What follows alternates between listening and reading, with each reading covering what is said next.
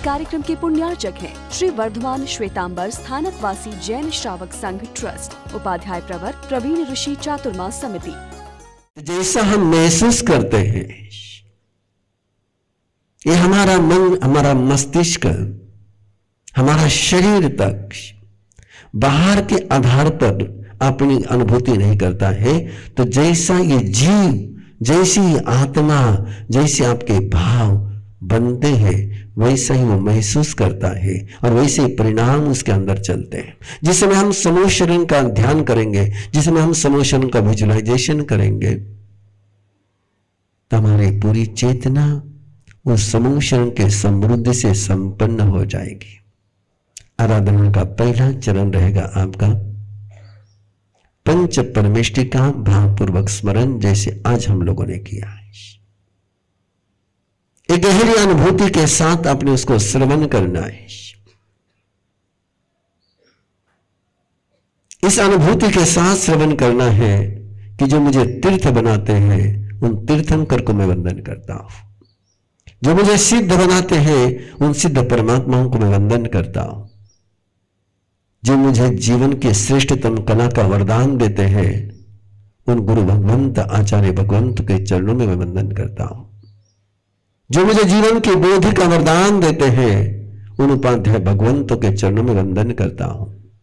मैं वंदन करता हूं विश्व के सारे संतों के चरणों में, जो साधना में रत है और साधना करने वाले को साधना सिद्धि का वरदान देते हैं, उनको मैं वंदन करता हूं। इन भावों के साथ आपने नमस्कार महामंत्र की आराधना प्रतिदिन करनी है। उसके बाद आराधना का दूसरा चरण चलेगा नमो 24 तीर्थरानम।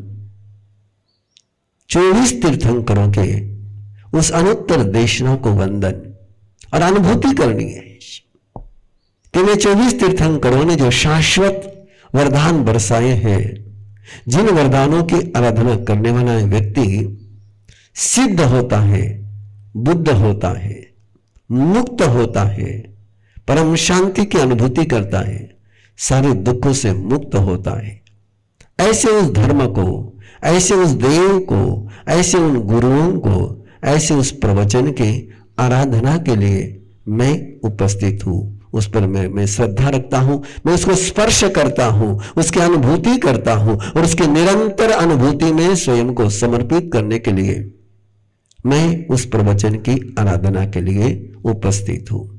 मेरी ये प्रवचन की आराधना तीर्थंकर परमात्मा के, तीर्थंकर नाम कर्म के उस ऊर्जा से, उस पुण्य से मेरी आराधना श्रद्धामय हो, समृद्धिमय हो।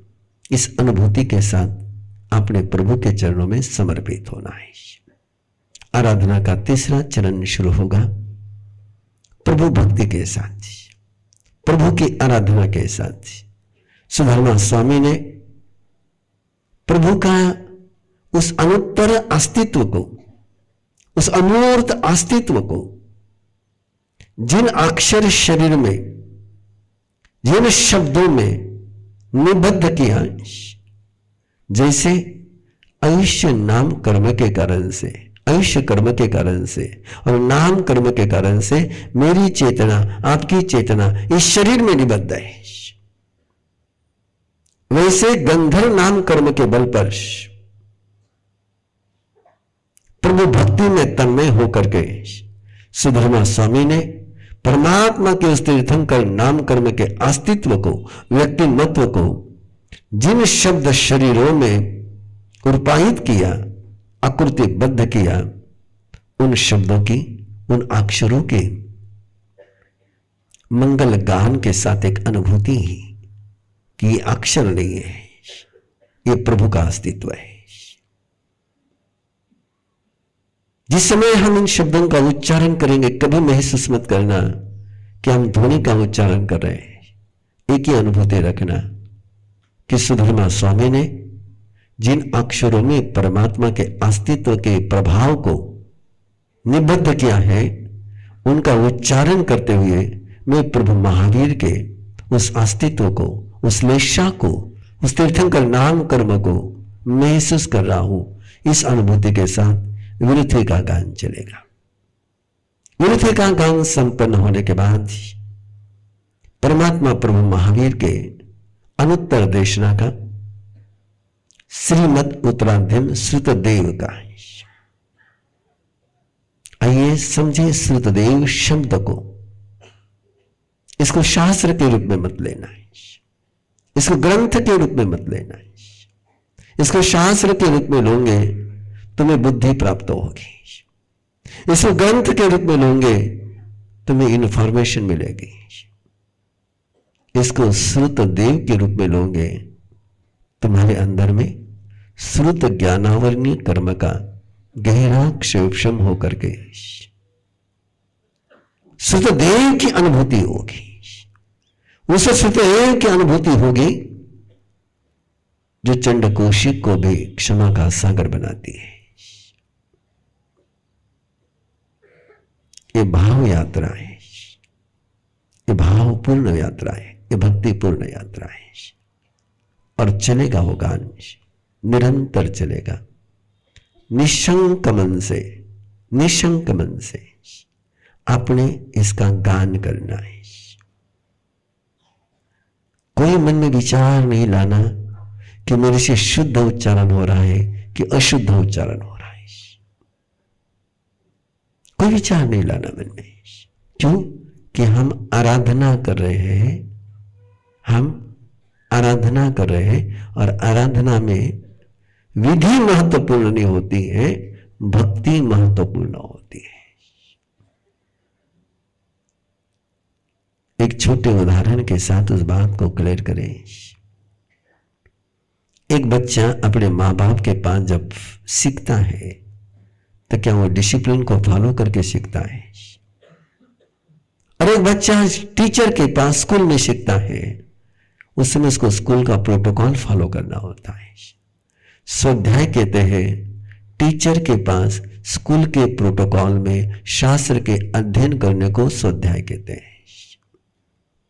और आराधना कहते हैं मां के पास, पिता के पास, उनकी गोद में बैठते हुए उनसे ज्ञान को ग्रहण करना, इसको आराधना कहते हैं। चाहे वो कितनी भाषा होगी हमारी, लेकिन मां बाप उसको बड़े प्यार से सुनते हैं। तो ये आराधना है, ये स्वाध्याय नहीं है। निरंतर इस बात का एहसास रखें कि हम श्रुतदेव की, उस निर्वाण कल्याणक के श्रुतदेव की आराधना के लिए जुड़े हैं। अरे आवो भाव है, ये आवो भाग्य है आपका, मेरा, हम सभी का है कि श्रुतदेव की आराधना में हम जुड़ पा रहे हैं। संभाजी नगर के श्रावक संघ को, चातुर्मास समिति को बधाई देता हूं कि उन्होंने पुरुषार्थ की चरम सीमा को छूने का प्रयास किया। लेकिन मैं कभी भी उसको चरम सीमा कहूंगा नहीं कि प्रभु अनुत्तम है, प्रभु अनंत है, तो अनंत में कभी चरम आता ही नहीं। चरम तो तब आता है जब अंत होता है। और रेशना उनकी है जो अनंत है, जो अनंत ज्ञानी है, अनंत श्रद्धाशील है, अनंत शक्ति जिनकी है, अनंत ऊर्जा जिनकी है। तो उनकी आराधना में तो चरम कभी आता नहीं। परम आ सकता है, चरम नहीं आता है। आग्रह रहेगा, अनुरोध रहेगा कि जिनको आज नहीं ला पाए उनको कल ले आना, जिनको आज लेकर के आए हैं उनको कल भी साथ में लेकर के आना है। क्योंकि नए रास्ते पर चलते समय बार बार पकड़ना पड़ता है।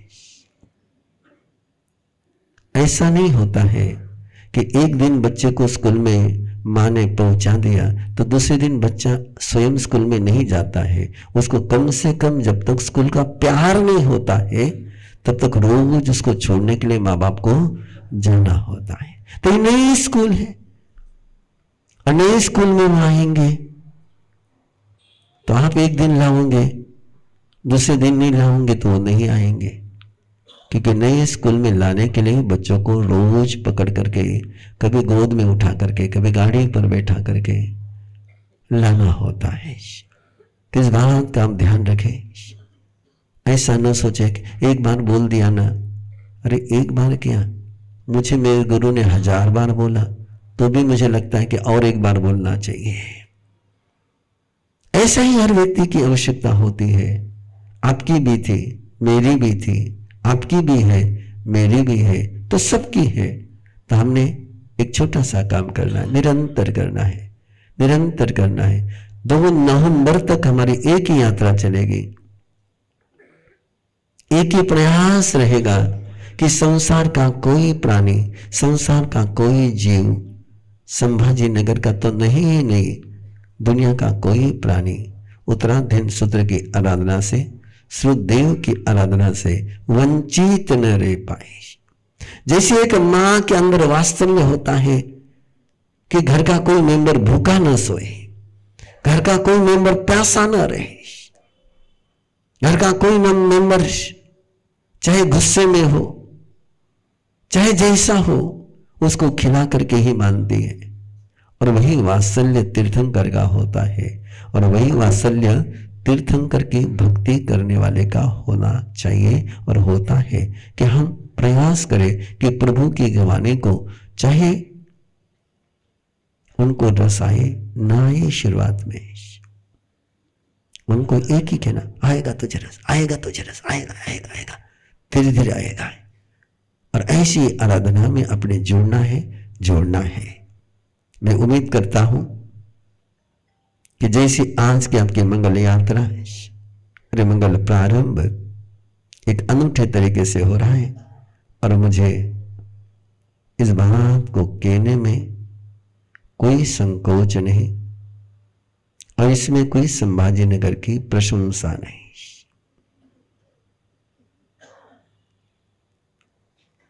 आज तक के श्रुदेव की आराधना में पहले दिन इतनी विशाल जनमेदनी के साथ उपस्थित होने का रिकॉर्ड संभाजी नगर ने बनाया है।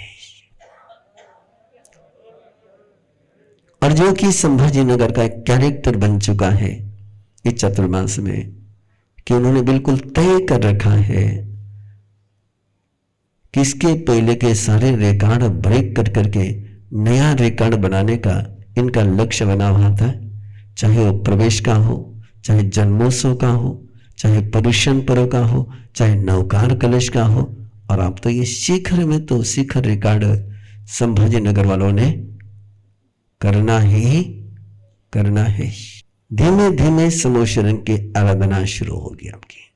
और याद रखना, इन शब्दों को गहराई से लेना।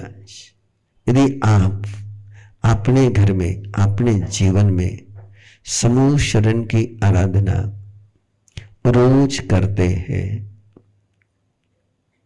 तो आपको जीवन में और किसी भी आराधना की आवश्यकता नहीं होती है। मैं इस वाक्य को पुनः आपके पास पहुंचाना चाहूंगा। यदि आप अपने घर में, अपनी दुकान में, अपने परिवार में समूह शरण की आराधना प्रतिदिन करते हैं, सामूहिक रूप से व व्यक्तिगत रूप से करते हैं, तो आपको और किसी आराधना की आवश्यकता नहीं है।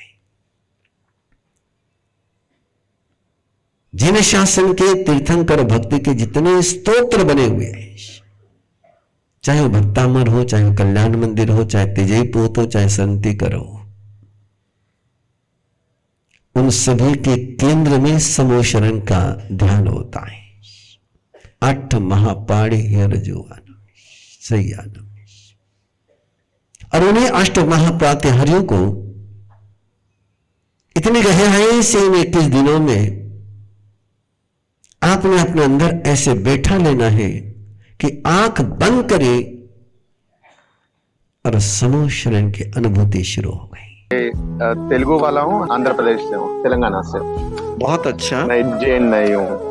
नो किरण बिंदु, गुरु जी, एक बात बिल्कुल समझ लेना कि कार्यक्रम केवल सोल के लिए, केवल इंसान के लिए है।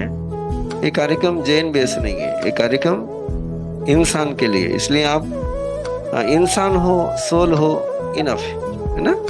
Okay thank you Gurudev. हाँ जानना ही बेन। Thank you.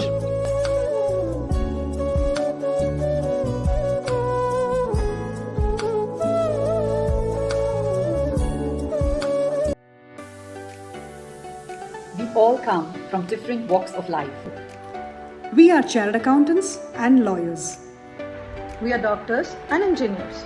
We are entrepreneurs. We are designers. We are artists. We are homemakers. But in common, we are all teachers of Arham Garva Sadhana at Arham Vidya. We teach, guide, and mentor the creators of the future. Of course, the parents too. We guide them throughout the journey for conscious choice and not by chance. We help them to break down their fear, anxiety, and stress. To build an everlasting family bond. To stay calm and cherish every moment. To design and create a personality in the womb.